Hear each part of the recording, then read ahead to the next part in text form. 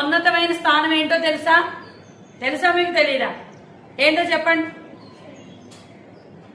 చెప్పండి. యెరూషలేము కోట. ఇశ్రాయేలులకు ఉన్నతమైన స్థానము యెహోవా దేవుడు. నా ఎత్తైన కోట, నా రక్షణ శృంగమా, నా అతిశయాస్పదమా, నేను నిన్నే ఆరాధిస్తాను. నా ఎత్తైన కోట నీవేనయ్యా. నీ దగ్గర తీసుకొస్తే నీ దగ్గర ఆ తిండికి ఏమి లోటు ఉంది? అవి జీవించడానికి ఏమి లోటు ఉందయ్యా? నేను నీ దగ్గర తీసుకొచ్చి నేను వదిలేస్తున్నా. ఇప్పుడు నేను ప్రశాంతంగా శాంతికరమైన జలముల యొద్ద ఉండి నేను ఒక రాగం ఎత్తి నీ కొరకు పాట పాడతానయ్యా. నిజమే కదా?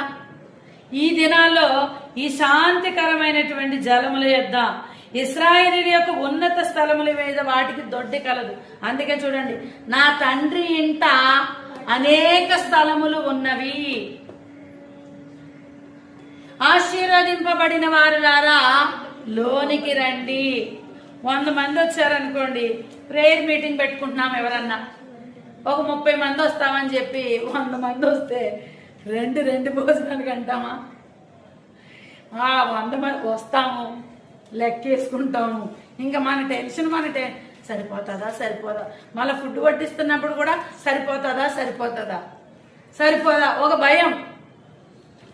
మరి ఆనాడు 5 రొట్టెలు 2 చిన్ని చేపలు ఎంతమందికి పెట్టారండి? 5,000 మంది పురుషులకే. చాలా వరకు స్త్రీలు లెక్కలో లేరనుకుని తీసి పడేస్తున్నారు. లేదు, 68వ కీర్తన 11వ వచనంలో దేవుడు ఏమని చెప్పాడు?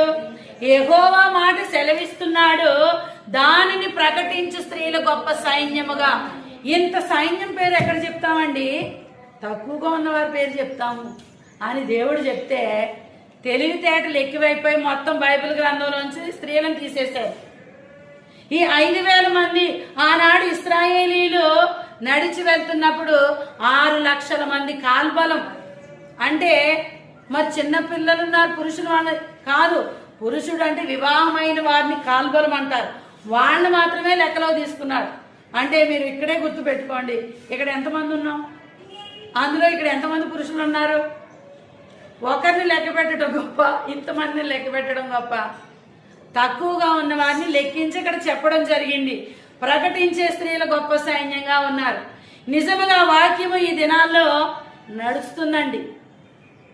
ఎవరైనా ప్రసంగాలకి పిలవడానికి స్పీకర్ మంచి లేడీస్ ఉంటే, మంచి లేడీస్ స్పీకర్ ఉంటే చెప్తారా అని అడుగుతున్నారు చాలా మంది. ఎందుకని?